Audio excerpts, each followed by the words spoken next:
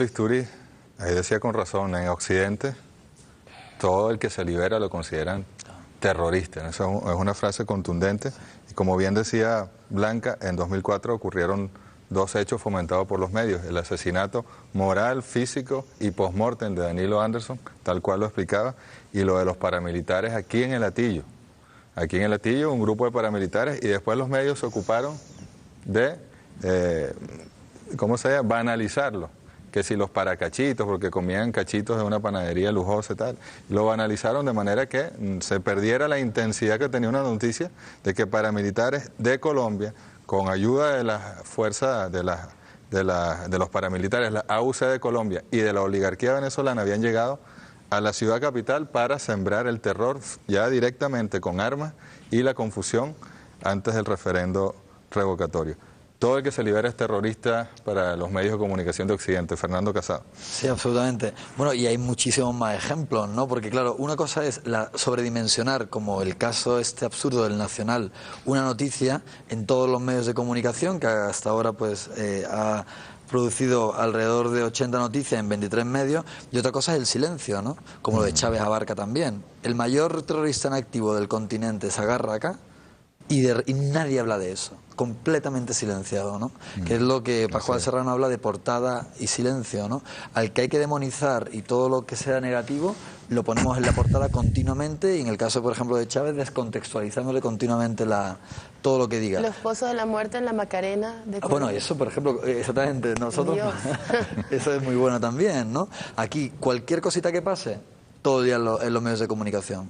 Los miles y miles de muertos por el aparato del Estado en Colombia, nadie habla de ello. ¿Por qué? Porque Colombia sigue las reglas del juego, porque no hay ningún problema en que todas las inversiones extranjeras, toda la expoliación del pueblo, de las riquezas de Colombia, eso es una apreciación personal, pues se dé. Pero aquí, como no se juega al mismo juego, valga la redundancia, entonces hay que demonizar a quien dirige este tipo de medidas, ¿no? Y además lo más curioso, lo más evidente, lo que más les delata es que justamente cuando se iban a exhumar los cuerpos en una fosa común gigantesca en Colombia, donde aún hay cuerpos en descomposición, justamente en ese momento arranca la arremetida de Uribe contra Chávez, claro. Amenaza prácticamente con bombardear el país, y entonces tal cual lo que ocurrió ahí entre lo del Nacional y las buenas relaciones con Colombia, se baja la intensidad de la información, o desaparece en el caso de los medios colombianos la información de la Macarena, en el exterior baja la intensidad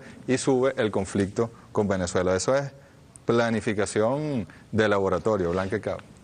Sí, ahí era una cosa impresionante. Luego que pasa todo esto, está lo de la Macarena, hacen todo el performance ante la OEA, el embajador Hoyos, que es casi que una declaración de guerra, porque fue una agresión directa, fuerte. Lo que uno veía en los medios colombianos, y que luego rebotaba en algunos medios aquí, porque venezolanos no son, están aquí pero no son venezolanos, era una oda a Uribe. Pero Uribe decía poesía, Uribe un hombre de paz, Uribe el ser del diálogo. O sea, pero Dios mío, ¿quién les puede creer eso en el mundo? Es decir, uno de los regímenes más cuestionados por su relación con los paramilitares, con el narcotráfico, por la violencia, con los falsos positivos. Es decir, era una cosa espantosa, y lo convirtieron en una especie de deidad, de ser divino, en una cosa impresionante, que daba risa. Yo creo que este extremo de la mentira es bueno. Esto genera una cosa terrible en el ciudadano, porque tener medios, es decir, que la comunicación de una sociedad esté marcada por la incertidumbre, porque no les crees nada, no sabes si es verdad o es mentira. Los que estamos claros, la gente de izquierda, más progresista, saben que es una mentira. Los de la derecha tienen incertidumbre, porque es que nadie se puede comer el cuento, ¿sabes? Entonces vivimos en una sociedad esquizofrénica, donde no hay ninguna posibilidad de que yo me pueda mirar y reconocerme en el otro y pensar que vamos a hablar de verdad, porque todo está absolutamente controlado o por el bloqueo mediático, es decir, te desinformo. En algunos casos hasta elimino la realidad como referente, creo una ficción absoluta, como en el caso de las armas de destrucción masiva, o genero falsas personajes como a un asesino lo convierto en una especie de Madre Teresa de Calcuta. Bueno, y lo que has dicho antes también, ¿no? El tema de la banalización, porque otra es lo de la Macarena. Entonces los botes de humo de Uribe son volver a poner a Chávez en la primera plana, ¿no?, de la agenda mediática internacional. Pero además, con acusaciones que no tienen ni pies ni cabeza. Lo de llevar a Chávez a la Corte Penal Internacional, jurídicamente, aparte, es completamente absurdo. ¿Por qué? Primero porque además tú nunca puedes llevar a alguien o hacer una denuncia ante el fiscal de la Corte Penal Internacional, que aparte de eso también solamente se puede denunciar ante el fiscal, no ante los jueces. Otra cosa que también el abogado de Uribe se le olvidó. Pero aparte, tú puedes denunciar hechos, pero no a personas. Eso se encargará después el fiscal.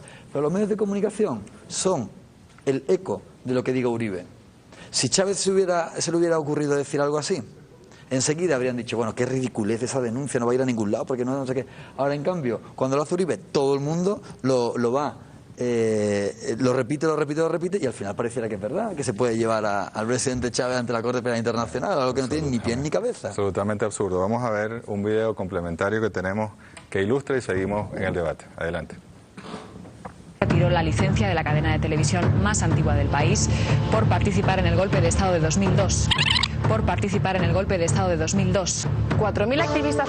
En vista de que la libertad de expresión está en peligro en Venezuela. Amenaza con ser una explosión antichavista en las calles. Government of President Hugo Chávez. Venezuela y President Chávez. Ayer miles de caraqueños se echaron a las calles. Siguen los disturbios en Venezuela. Los venezolanos llevan 2 días protestando. Continuas agresiones contra periodistas en el ejercicio de su profesión. Libertad de expresión. Protestas en Venezuela. Calidad. El presidente Hugo Chávez. Venezuela está en socialismo o muerte. Eso es terrorismo mediático.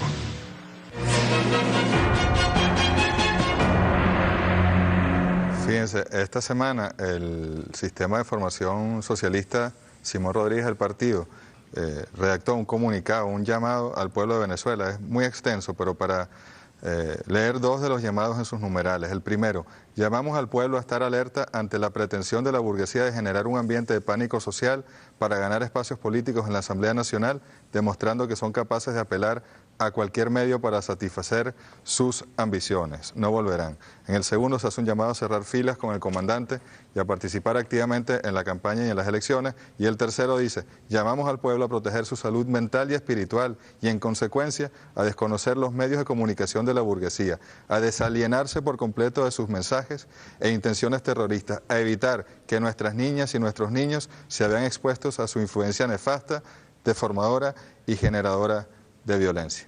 Fernando Casado, los niños, los medios de comunicación, ¿cuáles serán las consecuencias de esto que podemos ver o que podemos tratar en un programa de 1 hora, pero que han vivido quienes hoy tienen 15 años, 20 años, lo han vivido de manera continua, intensa en sus hogares? ¿Cuáles pueden ser las consecuencias de ello a futuro? Esos niños que vivieron este terrorismo mediático desmedido, ¿cuál puede ser la influencia en sus vidas, en su entorno, en el país? Hombre, yo te puedo hablar de mi experiencia empírica cuando he hablado con gente sobre esto, ¿no? Es decir, antes te contaba la anécdota de las 2 preguntas que yo siempre hago. Entonces, me encuentro con personas que tienen mi edad, gente pues todavía joven y que tienen un nivel de paranoia muy importante, ¿no? O sea, negación de la realidad, distorsión de la realidad, y eso es peligroso, ¿no? Porque aparte te genera un odio. Tú, cuando hablas con personas que comen los cuentos de los medios de comunicación de oposición, eso te va mermando, ¿no? Tú piensas que estás que tu presidente es un terrorista, que estás viviendo en una dictadura, y eso te crea una cierta angustia muy importante que te va obviamente a afectar todos los actos, ¿no? Es curioso las 2 preguntas a las que se refiere Fernando: si hubo golpe de Estado y si el comandante ganó el referendo, que son muy, muy obvias. Quizás algunas personas con las que se conversa, digamos, el militante de oposición, pueden estar aún confundidos, pero los jefes, los dueños de los medios, la oligarquía, los políticos de oposición saben perfectamente que aquí hubo un golpe de Estado y que Chávez ganó el referendo como ha ganado todas las elecciones. Blanca. Bueno, yo creo que es importante ver ejemplos como Ecuador, Bolivia. Es decir, toda la satanización, por ejemplo, de Evo Morales, un indígena, Un indígena dentro de toda la cultura y dentro de todo lo que es un poder mediático que siempre invisibilizó a los pobres, o los invisibilizaba o los criminalizaba, pero jamás estaban o aparecían en los medios como reivindicados, protagonistas, ¿no? Entonces, de repente, toda la campaña contra el Evo al inicio, que era primero el líder cocalero, pero luego empezaron ya a convertirlo en una especie de narcotraficante, asociarlo no solamente la imagen indígena, que ya ellos para ellos era suficiente estigma, sino entonces asociarlo al tema de la droga, no de la coca como la hoja sagrada de una cultura ancestral, sino como ellos, productores de cocaína, entonces asociando al Evo con esto. Sin embargo, el pueblo de Bolivia derrotó a los medios, derrotó la campaña, derrotó la amenaza de la embajada norteamericana que decía: si votan por el indio, no les vamos a seguir dando la dádiva. Y derrotan todo eso a punta de la certeza y la convicción y una comunicación que rebasa el poder mediático. La comunicación humana tiene puentes que van más allá del fetiche de los medios, del fetiche de la cámara, del fetiche de la pantalla, del fetiche del micrófono. La comunicación humana está muy ligado a lo que es la vida en sociedad, a lo que es la palabra como la única, como la expresión de nuestro pensamiento, y que solo fue, y la única razón de que existe es para construir y no para destruir, es para establecer lazos, nexos, vínculos, encuentros. Entonces creo que decía esto en el caso de Bolivia, que puede ser lo mismo que en Ecuador, pero para nosotros fue fundamental como experiencia esa comunicación el 13 de abril. Como a pesar del cerco mediático, del golpe mediático en primer lugar, luego de la mentira y luego del cerco, no está pasando nada, trataron de, en primer lugar, dar un golpe, luego comienza un proceso de represión mediática, estamos buscando a Aristóbulo, llegaban a las casas, antes de que entrara el policía entraba el periodista, mira, hay un retrato del Che Guevara. Entonces la persecución y el uso de los medios como una forma de represión. Y luego, cuando empieza la rebelión del pueblo, entonces el bloqueo de la información, la desinformación, la mentira, la comiquita, Disney en la pantalla.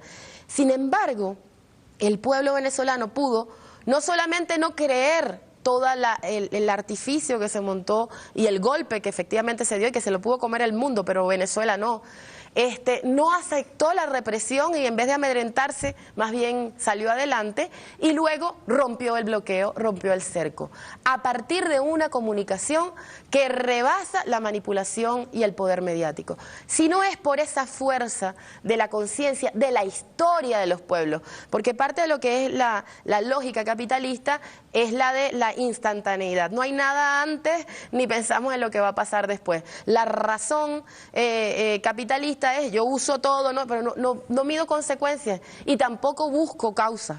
Entonces eso fue roto por un pueblo que tiene una historia que la revive y que se convierte de nuevo en un héroe colectivo, y en menos de 48 horas toda estrategia, esta estrategia que no era nada más de los medios venezolanos, sino que eran todo el poder transnacional, donde la Casa Blanca se pronunció de inmediato apoyando al golpe, en todo el planeta hubo una especie de aplauso a partir de esto, y sin embargo el pueblo venezolano, con la fuerza de la conciencia, de la dignidad y de un vínculo amoroso y solidario que no lo puede destruir su campaña de odio, de miedo y de guerra, lograron derrotar el golpe de Estado. Así es, ese es el mejor ejemplo, el 13 de abril. Nosotros vamos a ir a la pausa, los dejamos con Andrés Izarra, un poco rememorando aspectos de aquel paro golpista del año 2002, y regresamos para el último segmento de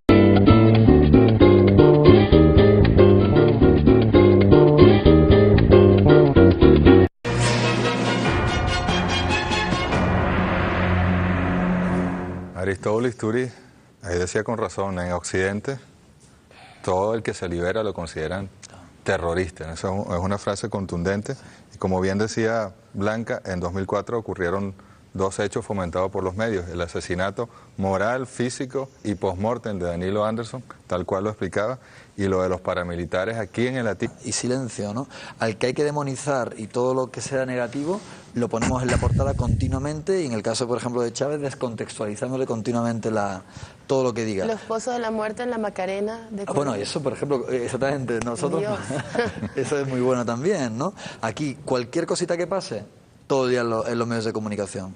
Los miles y miles de muertos por el aparato del Estado en Colombia, nadie habla de ello. ¿Por qué? Porque Colombia sigue las reglas del juego, porque no hay ningún problema en que todas las inversiones extranjeras... Aquí en el Atillo, un grupo de paramilitares, y después los medios se ocuparon de, ¿cómo se llama?, banalizarlo. Que si los paracachitos, porque comían cachitos de una panadería lujosa y tal, lo banalizaron de manera que se perdiera la intensidad que tenía una noticia de que paramilitares de Colombia, con ayuda de las fuerzas de los paramilitares, la AUC de Colombia y de la oligarquía venezolana, habían llegado a la ciudad capital para sembrar el terror ya directamente con armas y la confusión antes del referendo revocatorio. Todo el que se libera es terrorista para los medios de comunicación de Occidente. Fernando Casado. Sí, absolutamente. Bueno, y hay muchísimos más ejemplos, ¿no? Porque claro, una cosa es sobredimensionar, como el caso este absurdo del Nacional, una noticia en todos los medios de comunicación, que hasta ahora pues ha producido alrededor de 80 noticias en 23 medios, y otra cosa es el silencio, ¿no? Como lo de Chávez Abarca también. El mayor terrorista en activo del continente se agarra acá y nadie habla de eso, completamente silenciado, ¿no? Que es lo que Pascual Serrano habla de portada, toda la expoliación del pueblo, de las riquezas de Colombia. Eso es una apreciación personal, pues se dé. Pero aquí, como no se juega al mismo juego, valga la redundancia, entonces hay que demonizar a quien dirige este tipo de medidas, ¿no? Y además lo más curioso, lo más evidente, lo que más les delata es que justamente cuando se iban a exhumar los cuerpos en una fosa común gigantesca en Colombia, donde aún hay cuerpos en descomposición, justamente en ese momento arranca la arremetida de Uribe contra Chávez, amenaza prácticamente con bombardear el país.